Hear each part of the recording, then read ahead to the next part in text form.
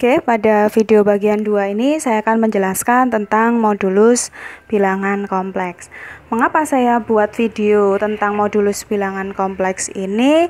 Karena berdasarkan evaluasi tugas mandiri tentang merangkum modulus dan sekawan, masih saya temukan beberapa orang yang belum memahami tentang modulus.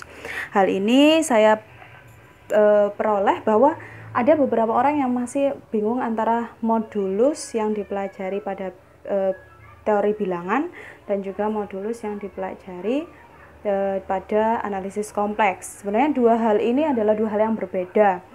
Jadi kalau untuk teori bilangan, modulus itu adalah pembagian, mencari sisa hasil bagi dan sebagainya.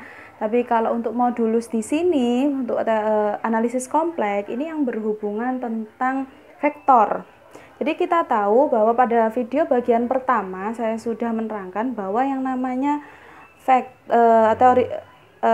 yang namanya bilangan kompleks itu bisa kita representasikan dalam bentuk apa?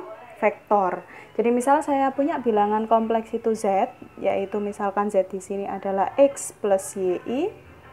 Nah, maka Z sama dengan X plus YI ini bisa saya representasikan dalam bentuk vektor, yaitu ini adalah bagian imajiner yang nanti diisi oleh koefisien imajiner, ini adalah bagian real.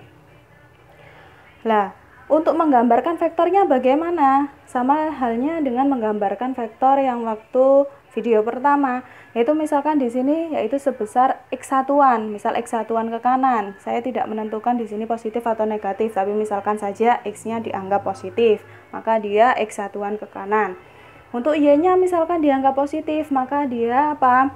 Y1-an ke atas. Maka di sini saya punya ujungnya dari vektor x plus yi pada bilangan kompleks Z ini adalah di x, y, sehingga pangkal di 0,0, sedangkan ujung ada di x, y. Ini adalah Z. Nah, modulus dia panjang vektor, dinotasikan dengan nilai mutlak. Nanti saya bahas kenapa kok dinotasikannya pakai nilai mutlak, Bu. Kenapa tidak dengan yang lain? Karena coba dilihat di sini. Sekarang untuk mencari modulus, karena dia panjang vektor, maka apa yang harus kita lakukan? Kalau dia panjang vektor, maka apa?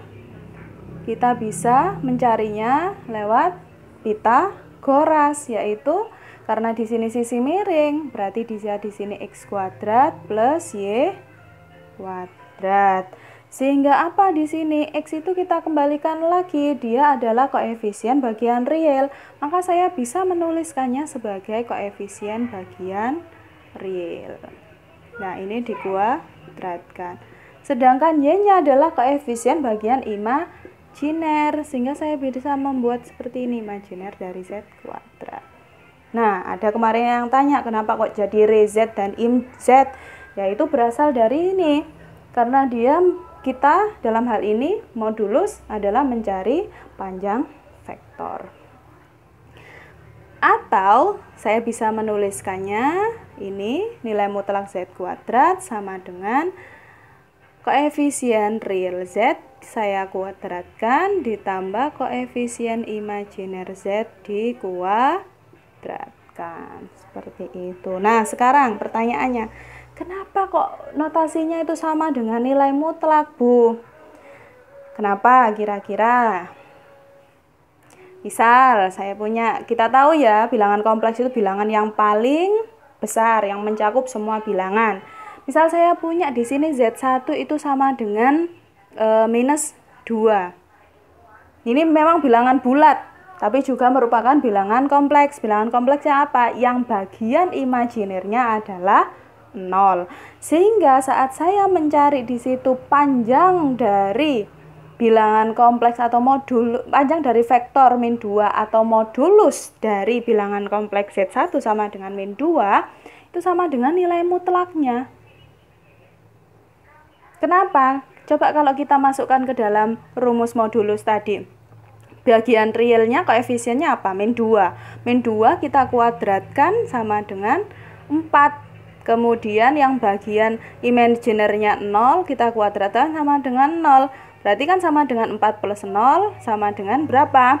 2. Lihat, dia adalah nilai mutlaknya. Min 2 nilai mutlaknya 2. Makanya kenapa modulus dia dinotasikan dengan nilai mutlak. Seperti itu. Sudah sangat jelas sekali ya. Jadi untuk modulus jangan salah pengertian lagi. Modulus di sini berbeda dengan yang namanya mencari sisa hasil bagi, tapi di sini kita mencari panjang vektornya. Kemudian untuk sifat-sifat yang lain saya rasa kalian bisa mengikuti sendiri. Misal sifat kalau saya punya Z1 kurang dari Z2, maka jelas ini Z1 kurang dari Z2. Kita ambil nilai mutlak saja, misalkan bilangan bulat. Punya bilangan bulat minus 1 sama punya bilangan bulat 4. Maka minus 1 pasti kurang dari 4. Jelas kan nilai mutlak minus 1, 1, nilai mutlak 4, 4 kayak gitu. Itu suatu hal yang bisa kalian pelajari. Untuk penjumlahan bagaimana, Bu? Untuk penjumlahan Z1 dan Z2, maka caranya jumlahkan dulu, baru kemudian kalian cari hitung modulusnya. Pengurangan sama, kalian kurangi dulu dua bilangan kompleks tersebut, baru kalian cari modulusnya. Seperti itu. Ada satu sifat lagi mungkin yang di situ dijelaskan, yaitu untuk real Z. Jadi koefisien bilangan kompleks di sini pasti kurang dari nilai mutlak dari koefisiennya, ya kan?